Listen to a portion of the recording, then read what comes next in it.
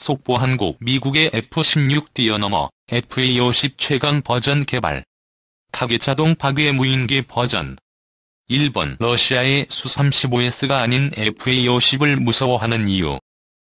한국 항공우주산업이 제작해 2005년부터 실전 배치된 T-50 훈련기는 미래의 전투용 항공기의 전환을 고려 훈련기 중에서도 높은 성능을 갖췄다. 이를 토대로 2013년 전력화된 FA-50은 노후한 F-5 전투기 중 일부를 대체 지상군의 대한 공중지원 등의 임무를 맡고 있다. 하지만 FA-50의 교전 능력을 놓고 우려가 적지 않다. 전투 기술의 발달로 전장이 넓어지면서 적이 위협 밖에서 표적을 먼저 발견, 공격하는 능력이 중시되고 있지만 현재의 FA-50은 이를 충족하지 못하고 있다. 북한이 경제난 속에서도 전력 증강을 지속하고 있는 상황은 이 같은 우려를 부채질한다. 2008년 군정보당국은 북한이 우리 군의 근접외선 섬광탄을 무력화할 새로운 센서를 갖춘 공대공, 지대공 미사일을 실전 배치했다는 정보를 입수했던 것으로 알려졌다. 북한 공군 미그-21 전투기 등과 공중전을 벌이게 되면 FA-50이 확고한 우위를 차지할 수 없을 것이라는 우려가 끊이지 않는 이유다. FA-50의 무장을 강화해 공군력을 증강하고 새로운 항공무장을 원하는 해외의 잠재적 고객 수요를 충족하는 조치가 필요하다는 지적이 나오는 대목이다. 사정거리는 25km 수준 공중전 능력 보강 시급. 현재 FA-50에서 운용 중인 항공무장은 AIM-9L 사이드와 인도 단거리 공대공 미사일 MK-81와 MK-20, CBU-38 폭탄과 AGM-65D 공대지 미사일 등이다. 이들 무기의 최대 사거리는 25km, FA-50에 탑재된 이스라엘산 ELM-2032 레이더의 최대 탐지거리가 150km라는 점을 감안하면 레이더 성능을 제대로 충족하지 못한다는 지적을 피하기 어렵다. FA-50이 북한 공군과의 공중전에서 우위를 차지하려면 레이더 탐지거리를 최대한 활용, 먼 거리에서 공대공 미사일을 쏘는 것이 유리하다.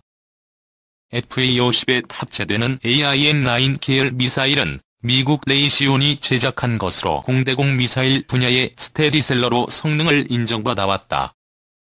개발 초기엔 적외선과 열을 가장 많이 내뿜는 엔진 배출구가 있는 적기의 후방만 공격이 가능했으나 1977년부터 생산된 AIM-9L은 기수에서 공기와의 마찰로 발생한 미세한 열을 감지, 적기 앞에서도 미사일을 쏠 수 있는 능력을 확보했다.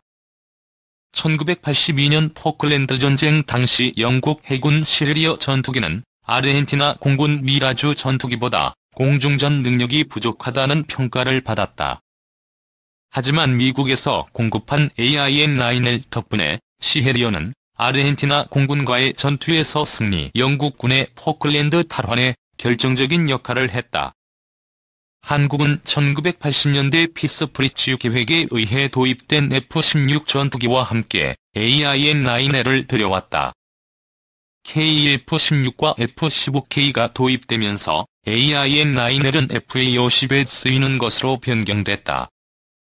AIM-9L은 2020년대 기준으로는 성능이 부족한 미사일이라는 평가를 받는다. AIM-9L의 시거리는 7km 안팎, 사이드와 인도 최신형인 AIM-9X를 비롯해 유럽, 이스라엘, 중국산 신형 단거리 공대공 미사일보다 훨씬 짧다. 단거리 공대공 미사일 능력을 높이지 않으면 북한 공군과의 공중전 대응은 물론 제3세계 국가에 FA-50을 수출하는 것도 난항을 겪을 수밖에 없다는 지적이 나오는 대목이다.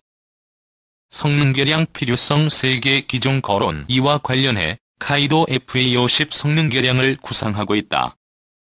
지난달 공군이 주최한 에어로스페이스 컨퍼런스 2021에서 카이는 FA-50의 전자장비와 무장을 중심으로 한 성능개량을 제안했다.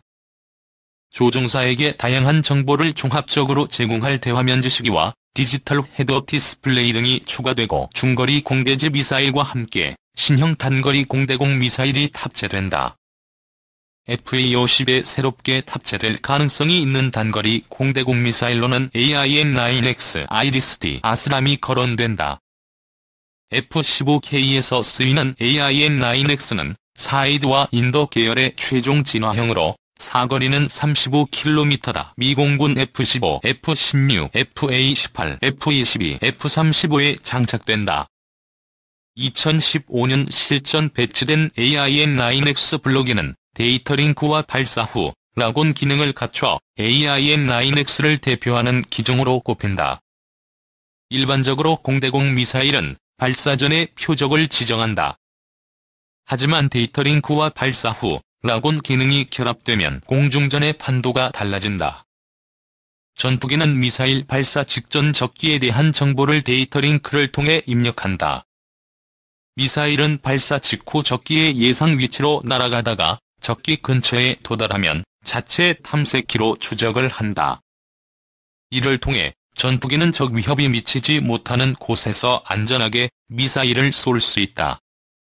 독일 딜사가 개발한 아이리스-T는 KF-21 블록 1의 체계 통합이 예정된 기종이다. AIM-9L을 대체하는 성격을 지닌 아이리스-T는 발사 초기 기동성에 중점을 둔 미사일이다. AIM-9L보다 전자전 대응 및 탐지 능력 등이 크게 높아졌다는 평가다. 사거리는 25km로 AIM-9X보다 짧다. 독일 공군 토니도 타이푼 전투기와 스웨덴, 태국의 그리펜 전투기에 쓰이고 있다.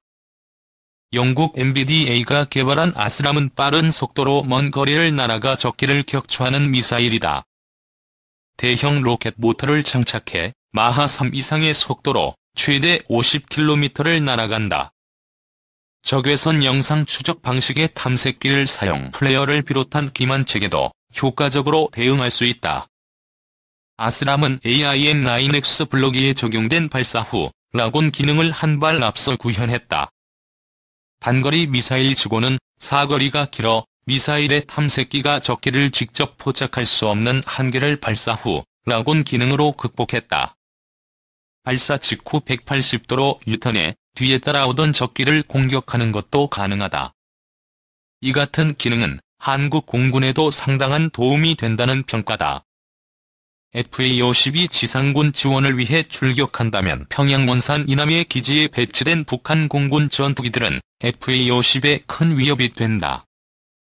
이륙 직후 수분 안의 휴전선을 넘을 수 있는 북한 전투기들은 FA-50을 언제든 기습할 능력을 갖추고 있다. FA-52 자체 레이더로 탐지한 북한 전투기를 가능한 먼 거리에서 아스람으로 신속하게 격추한다면 FA-50의 생존 확률을 높이는 결과로 이어진다. 북한 전투기들이 FA-50에 대한 공격에 섣불리 나서지 못하게 하는 효과도 기대할 수 있다.